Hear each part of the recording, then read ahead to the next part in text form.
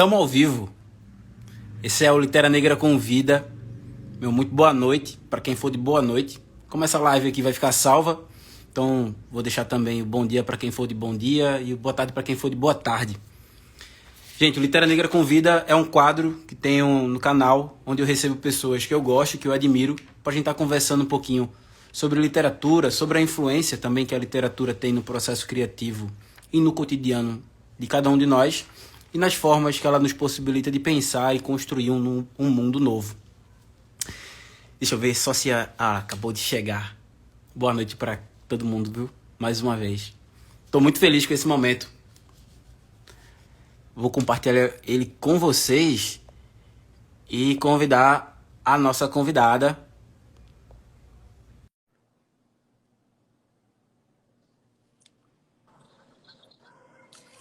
Olá, O Beyoncé tá na casa, gente. boa noite, gente, tudo bom? Boa noite, Beyoncé. Muito feliz, né, em poder estar te recebendo aqui para o rolê de Beyoncé Lima na literatura. É uma honra, um privilégio, na verdade. E especialmente, né, numa segunda-feira, que é para a gente começar a semana aí, que não promete ser fácil, mas acho que aqui ela começa bem encaminhada, pelo menos. Vou te apresentar um pouquinho, Beyoncé, para quem ainda não teve a oportunidade de te É, conhecer. E, assim, é um prazer para mim poder fazer essa ponte, né? Ó, nascida e criada na comunidade do Alto Santa Terezinha, na zona norte de Recife, isso. ela desceu o morro para ser a primeira trans formada em Direito pela Universidade Federal de Pernambuco e é também a primeira deputada, né, eleita trans pelo Pernambuco também, junto com as juntas, que é um mandato coletivo, e atualmente ela é vice-presidenta da Comissão de Verdade sobre a Escravidão Negra em Pernambuco. É uma honra, como eu falei, a gente está aqui recebendo Beyoncé Lima para o rolê de Beyoncé na literatura. Beyoncé, eu queria pedir, né, que tu se apresentasse para o pessoal que está chegando aí agora, ele não te conhece. Fique à vontade, a casa é sua. Tá certo, meu bem. Olá, pessoal, boa noite. Tô falando daqui diretamente de Recife, Pernambuco, né? Eu sou a Robinho Lima, sou co-deputada estadual pelo mandato das juntas, né? Aqui na Assembleia Legislativa do Estado de Pernambuco. Antes de me tornar deputada parlamentar, né? Eu já era também advogada, fui a primeira advogada travesti preta aqui no estado de Pernambuco, né, a primeira advogada travesti negra a ter o reconhecimento dentro da ordem, né, eu ter a carteira da OAB, né, enquanto profissional do direito, e atualmente estou compondo a Comissão da Igualdade Racial enquanto membra, né, e também, recentemente, a gente instalou aqui na OAB a Comissão da Verdade sobre a Escravidão Negra no Brasil, né, na qual estou como vice-presidente. Para mim é um prazer estar aqui com vocês e desde já agradeço pelo convite. Eu vou querer, inclusive, que a gente converse um pouquinho mais sobre essa comissão, né, Sim, mais à frente. Mas eu queria que a gente começasse do começo. Seus primeiros passos na literatura, Beyoncé, conta pra gente como foi. olha, para dizer a vocês, meus primeiros passos na literatura foi com a leitura de histórias em quadrinho, né? Eu era fã de histórias em quadrinho, né? Ainda hoje tenho aqui em casa alguns gibis que eu ficava lendo e histórias em quadrinhos era a minha companhia no meu cotidiano, né?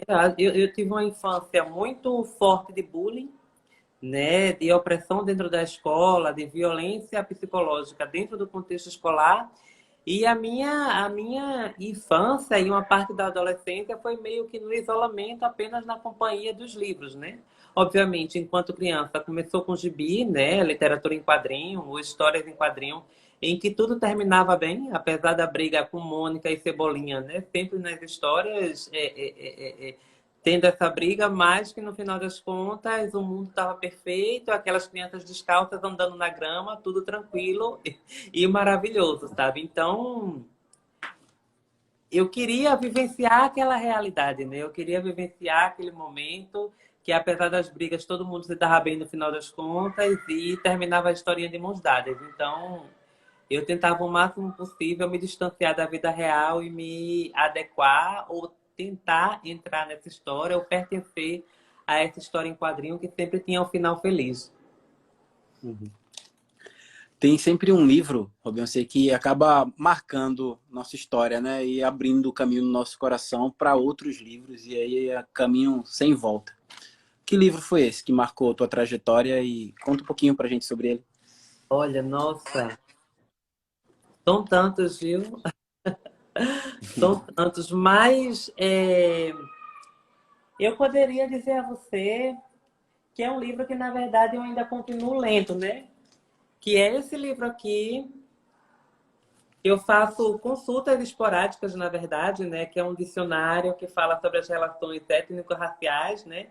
E é um dicionário de um ator, de um autor norte-americano, que é Ellis Cashmore, mas ele traz alguns conceitos, né, em relação à questão de racismo, raça, ações afirmativas e qualquer temática relacionada à questão racial e que, vez ou outra, né, eu fico tirando, fazendo leituras com ele para tentar me aprofundar um pouco mais sobre essas relações étnico-raciais, né? E aí também trazendo um pouco desse conteúdo do racismo, não somente aqui no Brasil, mas também fora do Brasil, né? E como essa perspectiva racial é abordada em diferentes locais, né? Enquanto aqui no Brasil se adotou o racismo velado na sociedade, né? Em muitas outras sociedades o racismo foi escancarado, inclusive na própria legislação, né? Como a gente tem, por exemplo, em alguns estados norte-americanos, né? Se você for dar uma olhada, uma pesquisada na história,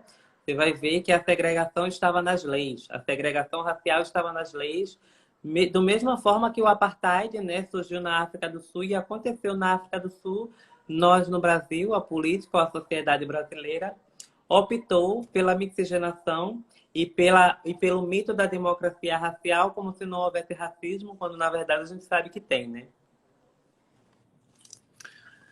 E, inclusive, isso acaba se transferindo, né? Se refletindo, na verdade, na lista de autores negros que a gente tem publicados no Brasil nos últimos anos, né? Tem até uma pesquisa de uma professora lá de Brasília, da Universidade de Brasília, a Regina Dalcastanho, uma pesquisa de 2016, né, um levantamento que ela faz de 64 até 2015, mais de 800 títulos verificados, e desses, apenas 10% eram de autores negros, né? E é por isso que acaba sempre chegando, a gente acaba demorando muito tempo, né, para conhecer esses autores. Eu queria que tu falasse um pouquinho para a gente como é que se deu esse teu contato inicial com os autores negros e autoras negras. Olha, primeiro a necessidade de entender, me entender enquanto pessoa negra numa sociedade que é racista, né? Tentar compreender essa sistemática de opressão racial que é estruturante na sociedade brasileira, né? E como a gente, porque é isso, né? Para a gente tentar resolver o problema, a gente tem que identificar as raízes do problema. Então, quais são as raízes do racismo, né? Qual é a raiz da perspectiva racial que a gente tem na sociedade brasileira? Como é que a gente estuda isso? Como é que a gente trabalha com isso? Como é que a gente transforma isso em política pública, seja por meio de ações afirmativas ou procedimentos de reparação, né? Mas para isso a gente precisa conhecer, né? Desde a raiz ou das origens, né? Que a gente pode colocar o sistema escravagista brasileiro como sendo fruto ou como sendo origem, raiz da desigualdade racial que a gente tem até hoje, né? Não é porque houve o 13 de maio ou a libertação das pessoas escravizadas que o racismo acabou, né? Mas, assim, esses 4 séculos de escravização do povo negro no Brasil trouxe para a gente consequências que duram até hoje, né? Seja no encarceramento em massa, seja na truculência policial, seja nas injúrias raciais, né, que a gente vez ou outra vê na televisão, seja na taxa de mortalidade infantil, que atinge mais crianças negras do que brancas, seja na violência obstétrica, né, que atinge mais mulheres negras do que brancas. O encarceramento em massa está aí para provar isso, a violência policial, a truculência policial está aí para provar que o racismo é uma coisa que está intrínseca na sociedade brasileira e está em múltiplos formatos, né? Em múltiplos formatos e como ainda grande parte da sociedade fecha os olhos para uma problemática tão crucial como essa, né? Eu já cheguei a ouvir pessoas que falaram, né, em público, inclusive, que não existe racismo porque já teve a Lei Áurea, né? Então, assim, uma pessoa que chega pra gente e diz uma coisa dessa é uma pessoa que provavelmente, né, não conhece a realidade do Brasil, não estudou autores negros ou teve uma total deturpação, né, do que se entende de história da racialização no contexto de sociedade brasileira que passou por muito tempo sendo escravagista, escravocrata, né? A pessoa dizer que não tem racismo por causa da Lei Áurea, é assim, Não eu tenho o divido as menor... pessoas, né, normalmente entre pessoas mal informadas e pessoas mal intencionadas. Com quem é mal informado, a gente tem toda a didática do mundo, né? A exemplo de Paulo Freire, a gente educa mesmo. Mas quem é mal intencionado, o diálogo tem que ser com um pedaço de madeira de 2 metros, sabe? Assim, não tem muita conversa. Para quem acredita, tinha até uma amiga que estava comentando outro dia que ela acreditava em mula sem cabeça, em Saci Hum, Pererê, mas que tinha vergonha de compartilhar essas informações. Eu disse, amiga, assim, hoje o pessoal não tem vergonha de ser burro na internet, assim. A pessoa acredita em mito da democracia racial, né? Numa mesma época, né, que estava também rolando concurso de eugenia no Brasil, né, para pureza racial das crianças, né? E todos os exemplos que você citou aí, né? Eu também demorei bastante para ter contato com muitos dos autores que eu falo no canal. A maioria deles eu só conheci depois de ter ficado careca. Eu acho que eu deveria ter conhecido na minha infância. Eu deveria ter crescido com Carolina Maria de Jesus, sabe, com Conceição Evaristo. E não é por acaso que elas fazem parte da Santíssima Trindade do canal, né? Mas faltou você falar pra gente quais foram esses autores aí que você conheceu de início e que tem te acompanhado na tua trajetória. Olha, tem um livro aqui muito bom que eu já deixei, que é um livro antigo, inclusive, que eu tenho há um tempinho atrás. Quando me descobri negra.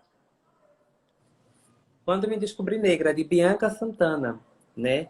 E fala um pouco sobre a experiência de pessoas, né, na sociedade brasileira, da dificuldade do autoconhecimento, do reconhecimento enquanto pessoa negra, né, que ainda hoje é uma realidade. É, é, é, essa questão do se reconhecer, que não é de imediato, né? Porque muitas vezes há uma imposição, né? Ou uma tentativa de colocação de uma pessoa negra enquanto uma pessoa que é inferiorizada, e muitas pessoas negras terminam aceitando isso e aceitando convites de harmonização facial, por exemplo, para se aparecer ou se semelhar com pessoas brancas, né? Eu, inclusive, já recebi convite, né? Chegaram pessoas para mim dizendo: por que você não faz harmonização facial para ficar mais bonita? Para ficar com o rosto mais harmônico? E como isso interfere no psicológico de uma pessoa negra, no seu reconhecimento da sua identidade, sabe? Esse livro fala muito disso, né? Dessa questão do racismo estrutural mais velado, né, no cotidiano do dia a dia, né? Desde a questão da harmonização facial, desde a questão do cabelo, né? Desde a questão do próprio como é que eu posso dizer? A tentativa constante de clareamento da pele, né, que a gente ouvia muito na sociedade norte-americana da época, sabe? Como é que a gente trabalha essas discussões e essas questões no sentido de autoafirmação da população negra, né, que muita gente, inclusive, não tem acesso a esses debates ou a essas discussões, sabe? E aí esse livro trouxe para mim essa possibilidade de reconhecimento enquanto pessoa negra, né? Que não é porque você tem 30 anos de idade que você se reconhece como pessoa negra há 30 anos, né? É como se fosse também um processo de descoberta da própria sexualidade, né? Eu tenho Uhum. 33 anos de idade, mas não é há 33 anos de idade que eu me coloco como pessoa trans na sociedade pernambucana, sabe? É um descobrir-se, é um conhecer-se, é um processo de maturação racial também, de autoafirmação, inclusive, enquanto integrante de uma sociedade que reproduz o racismo, mas que você está ali naquela afirmação enquanto identidade racializada, enquanto identidade negra, né? Enquanto isso é importante no seu autoconhecimento e também importante para a própria questão da pauta coletiva, de uma maneira geral, de ações afirmativas, né, no contexto racial, seja no contexto de gênero ou de sexualidade, né? Essa descoberta ou essa afirmação enquanto pessoa negra se coloca como fundamental para que você possa estar, né, dando os primeiros passos em relação ao seu autoconhecimento, né? No sentido de raça, mas também de gênero, de sexualidade, enfim. Isso é verdade. Para o pessoal que está entrando aí no decorrer da live, né? Ela vai ficar salva aqui no Instagram e posteriormente ela vai estar subindo lá para o canal no YouTube também. Quem ainda não for inscrito, faça o favor de se inscrever e deixar o joinha e de compartilhar essa live aqui também, porque tá uma coisa incrível. Muito obrigado mais uma vez, viu, Robin? Você. Nada. Olha, a gente estava falando, né, sobre democracia racial, sobre, né, embora essa coisa que chamam de Lei Áurea, né, que eu penso que se fosse para ser áurea mesmo, ela teria trazido oportunidades, né, e não novas formas de exploração. Isso. E alguns dos livros que a gente trabalha lá no canal passeiam por o que foi essa transição, né, do Império para a República, ao decorrer das primeiras décadas, né, da República no Brasil, essa política que foi do embranquecimento da população, né, a próprio investimento com os imigrantes brancos, é importante dizer, né, que não é qualquer imigrante, não chamaram haitianos para vir para cá, né? Isso, Não exatamente. se formaram comunidades de haitianos, né, ou enfim. Mas aí isso acaba se refletindo nos dias de hoje, naquilo que Lélia Gonzalez chegou a chamar de divisão racial do trabalho também, né? A partir ali do advento da Lei Áurea, as formas de emprego ou de trabalho que as pessoas negras tiveram que encontrar para se manter, né? E muito às custas das mulheres das famílias, né? Que encontravam subterfúgios para sustentar toda a família. Mulheres como as que Eliana Alves Cruz apresenta em um dos seus livros, que eu estou fazendo um vídeo para o canal sobre ele, que é Água de Barrela, que conta a história de uma série de mulheres que são muito fortes, mas que também não tinham outra alternativa além de serem fortes, né? Era todo a sua família dependia da força que ela tinha nas pernas para se manter em pé. Então, é um livro também sobre resiliência dessas mulheres, mas também porque não tinha outra alternativa. Ou era ser forte ou era ser forte. E isso acompanha a trajetória de muitas mulheres negras no século XX, né? De nossas avós, de nossas mães. Eu sou filho e neto de empregadas domésticas, né? E eu queria que tu pudesse comentar um pouquinho também sobre essa divisão racial do trabalho, que acaba se estendendo para todas as áreas da vida, né? Não só dos professores que a gente teve ao longo da vida, tanto na escola quanto na universidade, se são brancos ou se são negros. Nos estabelecimentos que a gente chega, né? Quem é que está sentado servindo, quem está sentado sendo servido e quem é que está em pé servindo, né? Quem é que está manobrando o carro para você. E também, né, assim, mais da sua área específica, o próprio parlamento, né? A gente vive num país onde apenas 15% do parlamento é ocupado por mulheres, e se a gente for fazer ainda uma divisão racial e social, né, assim, apenas 3%, juntando homens e mulheres, são negros nesse parlamento. E você ocupa um lugar significativo dentro desses 3%. Então, se pudesse comentar um pouquinho mais sobre isso também, fique à vontade.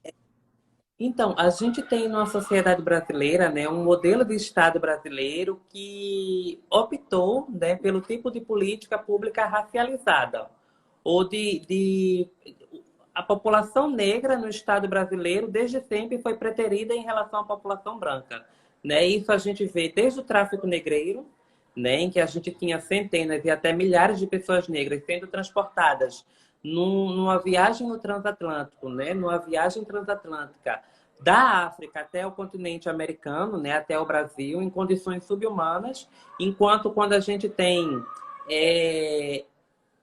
um século depois, pessoas migrantes vindo com a maior regalia do mundo, sendo recebidas pelo Estado brasileiro. Né? Então, veja, a gente tem um processo de condição subhumana da população escravizada, né? E isso não muda depois da Lei Áurea, isso não muda, né? Porque o que houve depois da Lei Áurea foi justamente a continuidade da marginalização, né? As algemas foram retiradas, mas não tinha nenhum tipo de política pública para essa população negra recém-libertada, não houve inclusão, não houve projeto de sociedade para a população negra, né? Ao contrário, houve, na verdade, criminalização, marginalização, né? Da capoeiragem, da vadiagem, não houve distribuição de terra para essas pessoas, né? Essas pessoas se viram no meio da rua sem ter para onde ir, sem ter o que fazer, né? Enquanto os imigrantes europeus eram recebidos, né, com festa e E recebiam terra. e recebiam terras, né? Qual é o tipo, o que é que leva o Estado brasileiro a tratar uma pessoa de um jeito e de outra a tratar de um jeito completamente diferente, né? Obviamente, isso tem a ver necessariamente com a questão racial, né? Embora não se assuma diretamente isso, né? Então, assim, quais são as consequências disso até hoje, né? A gente vive numa sociedade brasileira, né, em que a população negra não teve acesso à terra, não teve acesso à educação, não teve acesso à saúde, é marginalizada, não é à toa que grande parte da população que vive na periferia é população negra, né? A precariedade da habitação, né? Nesses grandes centros, a dificuldade da empregabilidade também é um fator, né? A gente tem um contexto de pandemia em que a maioria das pessoas que perderam o emprego são pessoas negras, né? E na maioria delas, os empregos que elas tinham já estavam em condições de subemprego, já estavam em condições de subemprego. Vez ou outra, inclusive, a gente vê nos noticiários de jornal, né, notícias sobre trabalho escravo, né, em fazendas de grandes empresários brancos ou de grandes fazendeiros brancos, e como a gente discute a raiz dessa problemática para tentar solucionar ou tentar encontrar um problema, né? Parece que a gente ainda hoje, numa sociedade brasileira, tem essa dificuldade de lidar com essa questão racial, né? A gente, dentro das juntas, na Assembleia Legislativa do Estado de Pernambuco, tem feito essa incidência dentro da Assembleia Legislativa, seja através de projetos internos para dentro da casa, né? Mas também externos, como a questão do curso de formação das polícias, né? No que diz respeito à abordagem policial da população negra nas grandes periferias, mas a gente também tem colocado em pauta, né, a questão dos dados estatísticos das mulheres que têm acesso ao Sistema Único de Saúde, né, para que conste o campo de raça nos prontuários de mulheres e de homens que são atendidos pelo Sistema Único de Saúde. Essa população negra está tendo acesso ao sistema de saúde? Não está? O que é que está acontecendo? Para que a gente possa quantificar isso, é preciso ter dados, né? E aqui na Assembleia Legislativa a gente aprovou essa lei que consta obrigatoriamente que deve ter nos prontuários a questão de raça, né, a racialidade nos prontuários para que a gente possa ter esse levantamento. Conseguimos também aprovar aqui na Assembleia Legislativa uma lei que proíbe que empregadas sejam proibidas de usar o elevador social, né? Tem até aquela música, elevador é quase um templo. Aqui em Pernambuco isso não existe mais. A empregada doméstica tem a liberdade de usar o elevador que ela quiser, né? Ela não pode ser barrada aqui no estado de Pernambuco por estar usando o elevador da patroa ou do patrão branco, sabe? Então, assim, são feições, né? São formatos de política ou de ações afirmativas que a gente tem feito enquanto mandato legislativo, né? Para que a gente possa estar evidenciando essa problemática racial e como a gente trabalha, né, nessa perspectiva de empregabilidade e renda, cobrando do governo do Estado, das autoridades do governo, em relação à total omissão que a gente tem em relação a políticas públicas nesse sentido, né? A morte de 140 pessoas decorrente das fortes chuvas aqui não é somente problema da chuva, né? É um problema estruturante, um racismo ambiental, né, que tem sim explicação justificativa do porquê a maioria dessas 140 pessoas mortas são pessoas negras, né? E do porquê essas pessoas negras estavam vivendo em condições precárias nos grandes morros, nas periferias do Grande Recife, né? Tudo isso tem uma explicação. Nada disso é por acaso, né? Tem todo um encadeamento lógico ou até mesmo ilógico para uma sociedade ou para um cenário que a gente tem hoje, que mesmo assim ainda se faz questão de fechar os olhos para isso tudo. Tu que é entendida no direito, né, Beyoncé? Eu não sou muito entendido, não. Mas eu fico pensando nisso que você falou, da questão das chuvas que assolaram Pernambuco nas últimas semanas, inclusive dessas 140 vítimas. Assim, se eu, por acaso, encho a cara e pego um carro e atropelo uma velhinha, eu assumi o risco de que eu ia estar colocando uma pessoa em risco, né? E aí eu vou responder por isso criminalmente.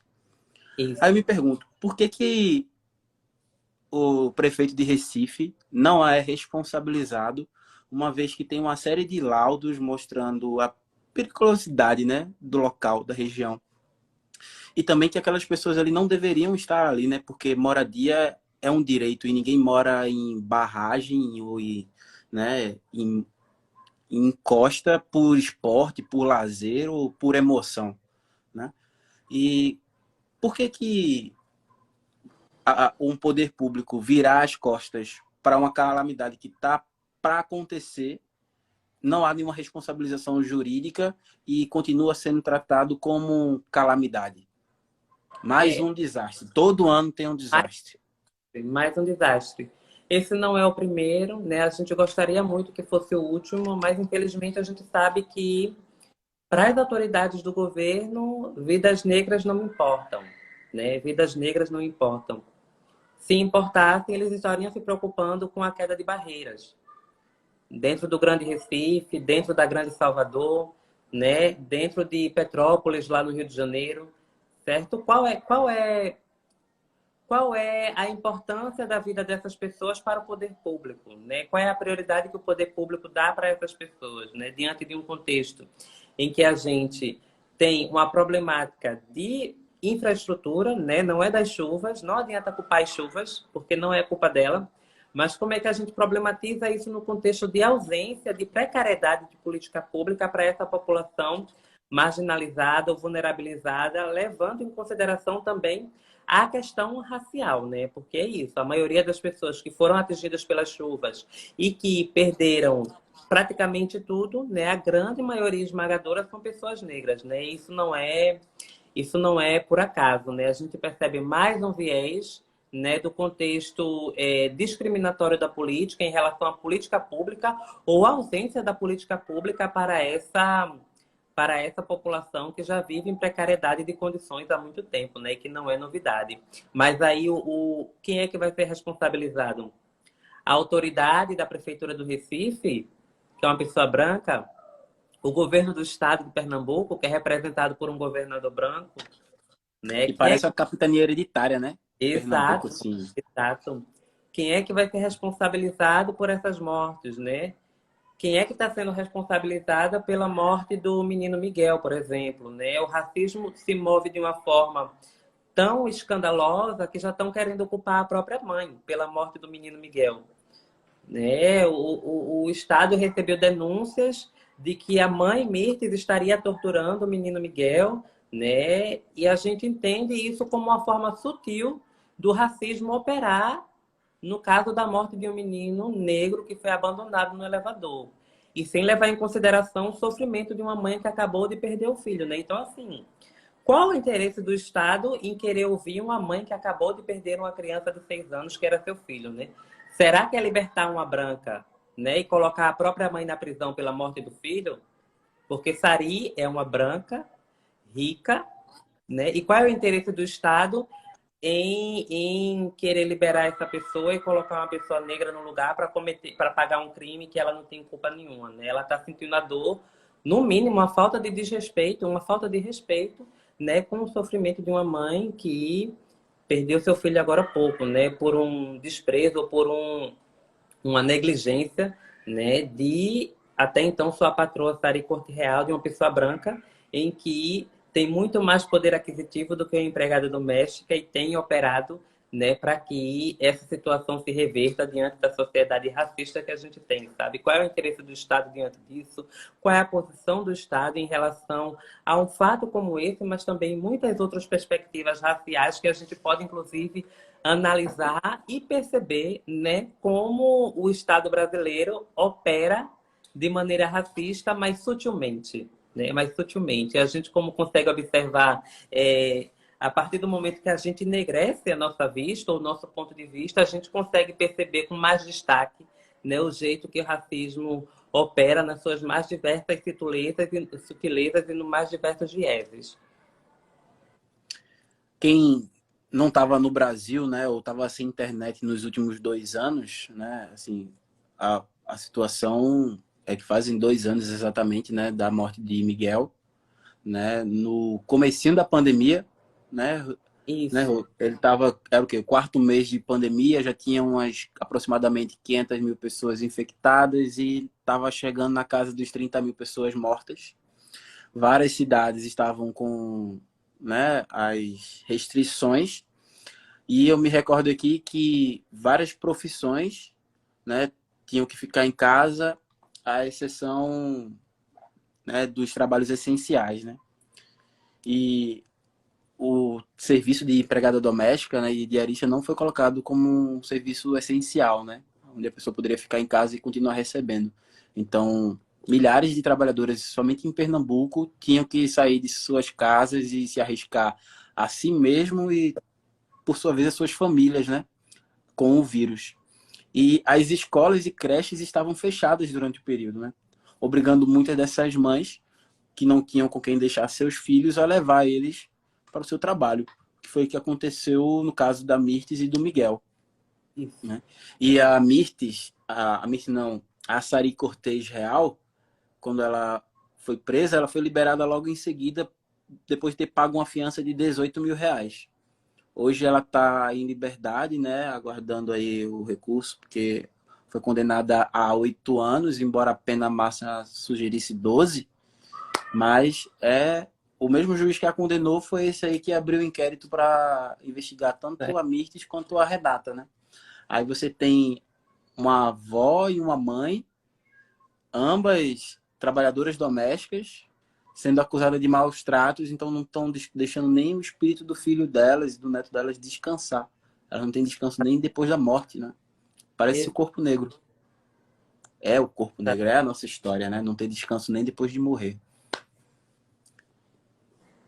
Eu queria, que a gente conversasse um pouquinho e sobre tudo isso que a gente tem falado e sobre alguns livros que aparecem lá no canal também, as coisas que a gente vai lendo, a importância, né, dessa literatura que não é hegemônica, que não é feita por homens brancos, para homens brancos, porque como eu falei lá no início, né, se apenas 10% dos livros publicados no Brasil eram de autores negros, 90% eram de homens brancos daquele eixo Rio-São Paulo e, por sua vez, os personagens se pareciam muito com eles mesmos.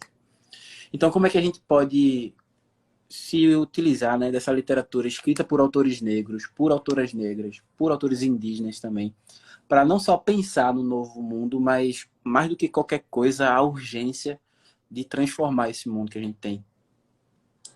Olha, eu acho que a gente, dentro do movimento negro, né, ou dentro da sociedade que se coloca como negra, tem a dificuldade do próprio reconhecimento, né? É, a gente tem hoje uma perspectiva, né, em que autores negros ou autoras negras têm mais dificuldade no reconhecimento do seu trabalho, da sua obra, né? A gente observa com muita nitidez, né, quando a gente vai, por exemplo, numa Bienal do Livro, que está acontecendo em São Paulo, inclusive, né? Para quem não tem conhecimento, está acontecendo em São Paulo a Bienal do Livro. Quais são os autores negros e autoras negras que têm destaque nessa Bienal, né? Que vão ter uma oportunidade de lançar um livro, de publicar um livro, que vão ter a oportunidade de ter um quiosque, né? Para mostrar a sua obra para o grande público.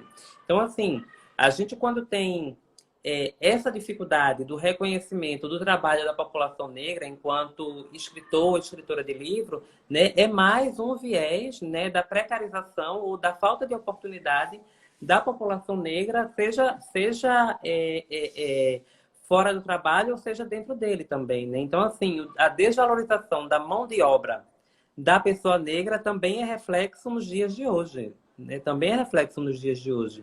Não é à toa que a gente tem essa dificuldade no reconhecimento, a questão do próprio subemprego, né, das pessoas, em que sua grande maioria são pessoas negras, e como é que a gente incentiva ou estimula essas pessoas a fazerem trabalhos em relação à questão racial ou qualquer outra temática, né, para que possa estar desenvolvendo grandes obras, se a pessoa não tem um financiamento, né? A gente tem hoje um governo federal que tem cortado o financiamento, né? Com essa PEC do corte dos gastos, né? Do congelamento da educação, do congelamento dos gastos com saúde. Como é que a gente trabalha com essa questão de incentivo à produção literária, né, incentivo à pesquisa, num governo que é negacionista, inclusive, né, num governo que defende a precarização das universidades públicas, que corta recursos com a pesquisa, que não quer que uma pessoa negra se forme numa universidade pública, por exemplo, né, que corta a bolsa dessa pessoa e que não oferece oportunidade de emprego quando ela se forma, né, ou quando chega a se formar, sabe? Me parece que se faz necessário que a gente também, por outro lado, além de questionar essa conduta do governo, que a gente consuma, né? Nós mesmos, consumidores e consumidoras, que a gente consuma obras desse pessoal negro que merece esse reconhecimento, né? Desses autores e autoras negras que merecem esse reconhecimento. Leiam a Lélia Gonzalez, né? Leiam a Angela Davis, né? Seja brasileira ou seja de fora, é também importante no reconhecimento e também no próprio conhecimento da história da gente enquanto população negra, né? Se tem uma falha que é histórica, né, na sociedade brasileira é justamente o apagamento, né? A população negra não foi convidada para escrever essa história oficial que a gente aprende nas salas de aula, né? Então, assim, como é que a gente também escuta a nossa própria versão, né? Como é que a população negra escuta a versão da própria população negra em relação à escravização, em relação ao tráfico negreiro, em relação à criminalização da vadiagem, da capoeiragem, em relação à criminalização dos corpos negros, né? E toda essa movimentação que a gente tem na história, né, cuja história oficial foi o apagamento da população negra.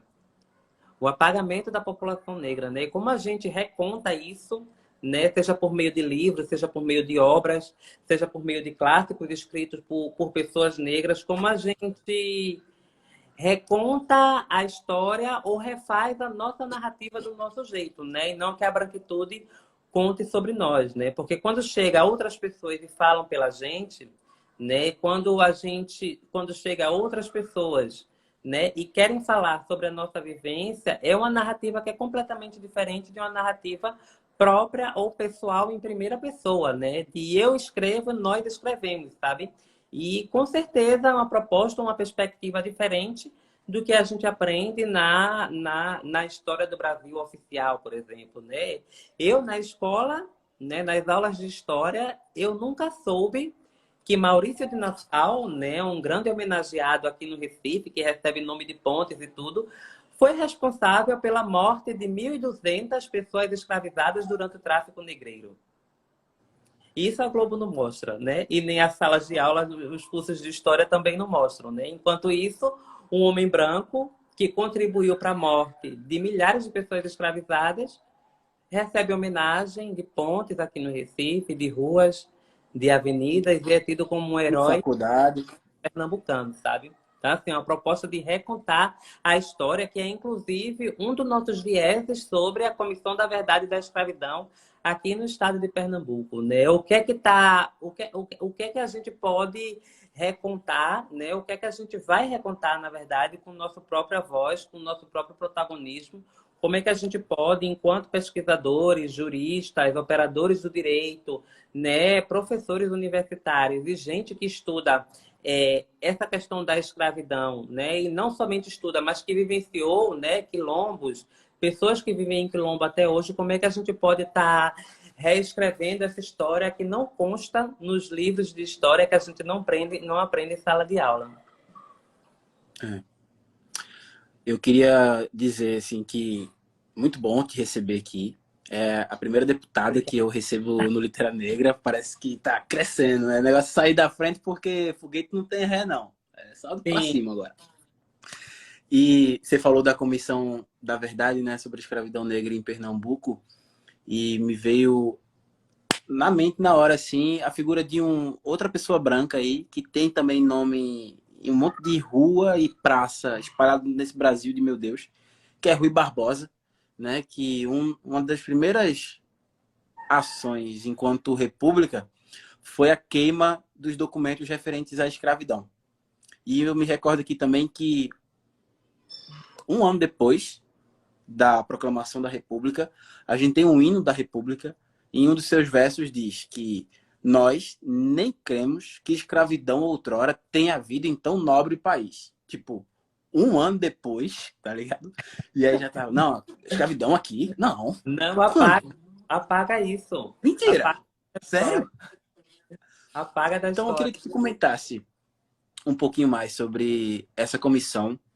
E assim, a gente tem em Recife, na verdade, o Brasil, né, como um todo, a herança colonial muito vive e presente, né? A gente, nossos bisavós, né, nossos avós, e quanto mais a gente vai se aprofundando nessas histórias, a gente vai sendo marcado por elas. E eu queria que tu comentasse um pouquinho, porque Recife mesmo tem uma ode, né, à escravidão, né? Mais do que Recife, a elite pernambucana, né? A gente tem condomínios e estabelecimentos que remetem ao período da escravidão. Tem até um motel chamado Senzala que tem quartos que coisas, né? Não Tem. vamos falar sobre isso aqui porque tem crianças assistindo, mas fala um pouquinho sobre isso, porque assim, tem lugar em Recife que era usado como prisão, enquanto outros lugares em Olinda que era usado para tipo venda de pessoas escravizadas, e hoje existe comércio, sabe? Hoje existem banquinhas. Então, e como é que a Comissão da Verdade sobre a Escravidão Negra em Pernambuco dialoga com tudo isso?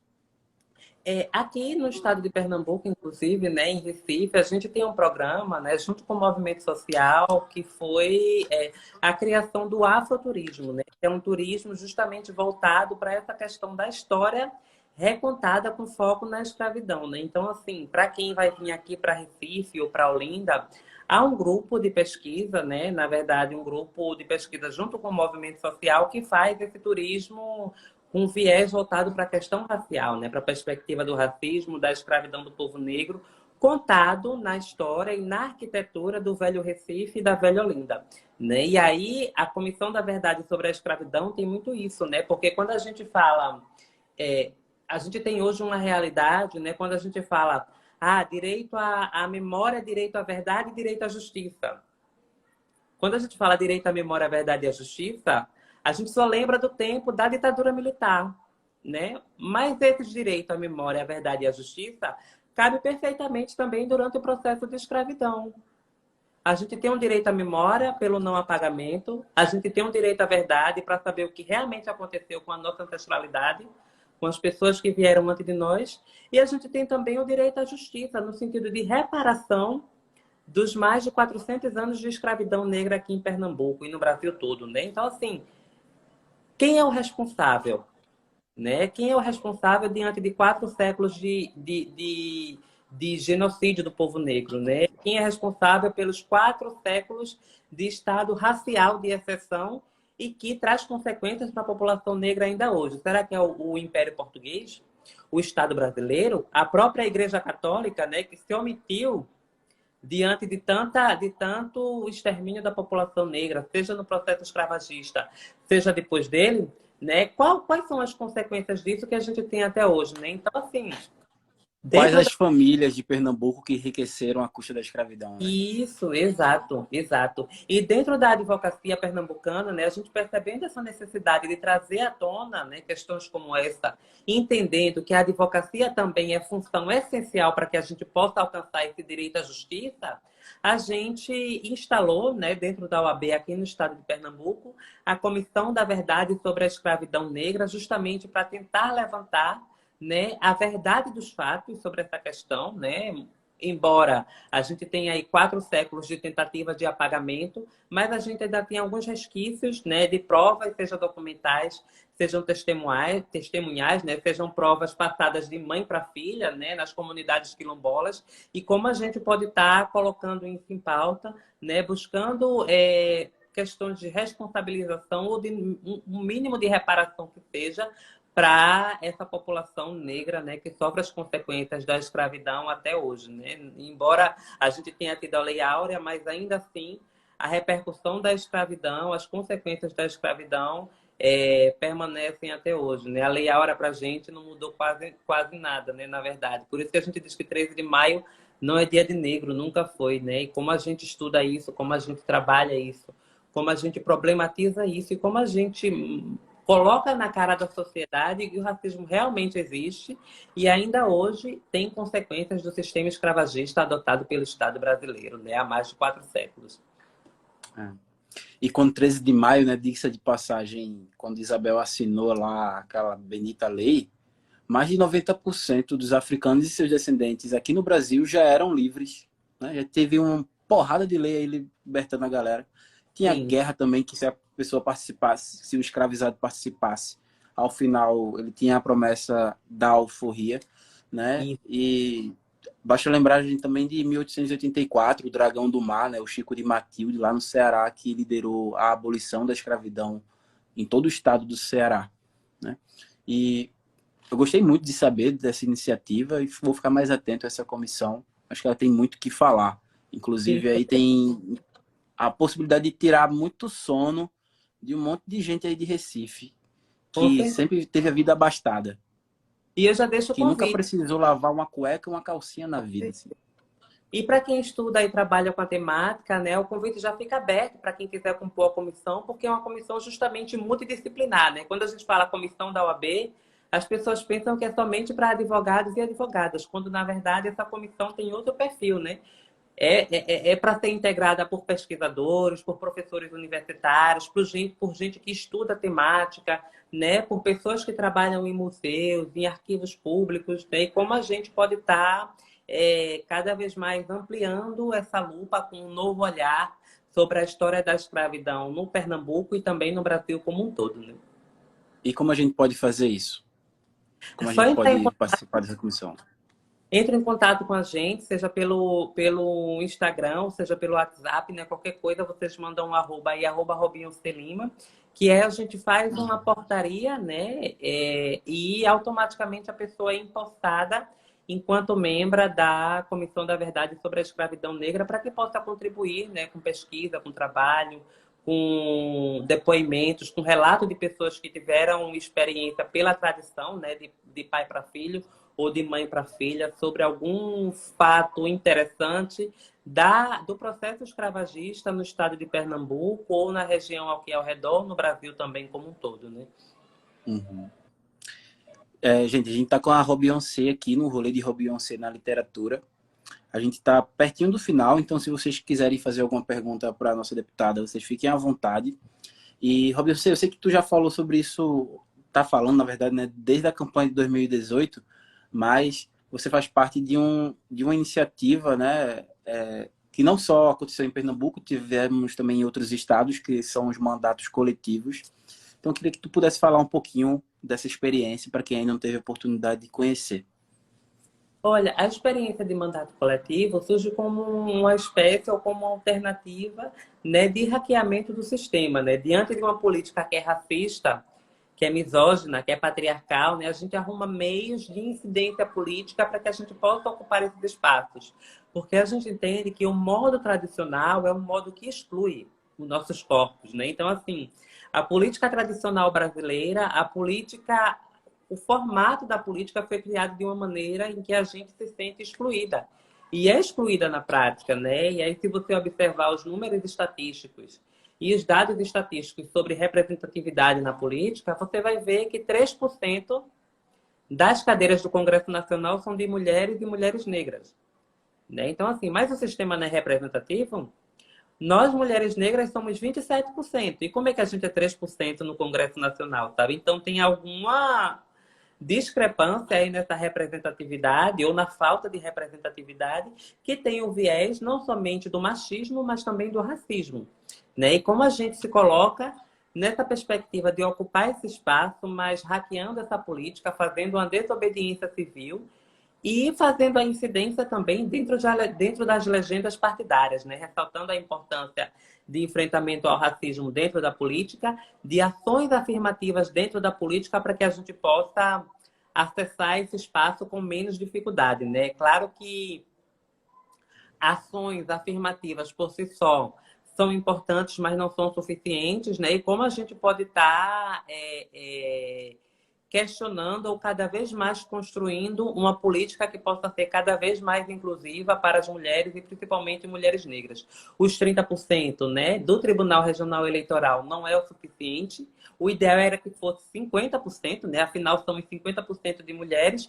E, para além disso, né, é importante que o próprio partido político, que a própria legenda partidária, realmente apoie a candidatura de mulheres negras, né? E não coloque somente mulheres negras ali para cumprir a cota dos 30% e para não ter a chapa impugnada, né? Então, assim, uma mulher negra a mais na política é um homem branco a menos.